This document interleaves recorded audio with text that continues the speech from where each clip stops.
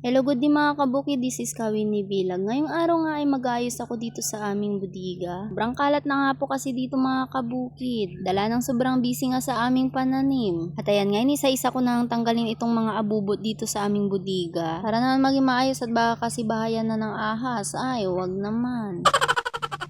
Inisa-isa ko na tanggalin itong mga kahon. Itong kahon nga palang ito ay may nakita nga akong mga ano dito, notebook, ganun. Ay flex ko nga pala itong drawing ko dati ay nakalkal ko dito sa aming budiga. Kalain mo mga kabukid, meron pa pala itong tagal-tagal na panahon na yan. Dati kasi mga kabukid ay napakahilig kong mag-drawing. Ngayon nga ay sobrang tamad ko na nga mag-drawing, dala ng busy nga kami sa aming bukid. Makikita nyo nga ang dami-dami kong drawing na pinakita sa inyo. Katapos nga linisan itong budiga namin ay hindi naman halatang malinis. Kaya nga makikita nyo nga mga kabukid ay marami pang abubot dyan. Itong pinakisami ko nga mga kabukid ay hindi pa nga tapos. Paano naman kasi matatapos ay sobrang dami naman po kasi ng abubot dyan.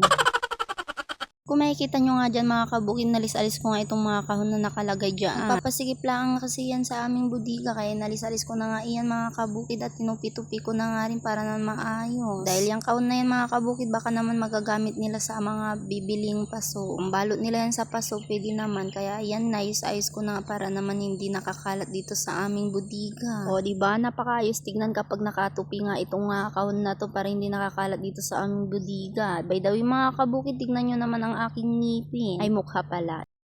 Ano naman kasi mga kabukid, napabunot ako kahapon, sobrang tigas ng ulo ko, nagtatrabaho pa rin. Flex ko nga pala itong mga drawing ko mga kabukid. Ito nga pala yung continue ng drawing ko kanina na pinakita ko sa inyo. Napaka-emotional damage talaga nitong mga dinodrawing ko. Ay kung makikita nyo, pakray-kray pang nalalaman.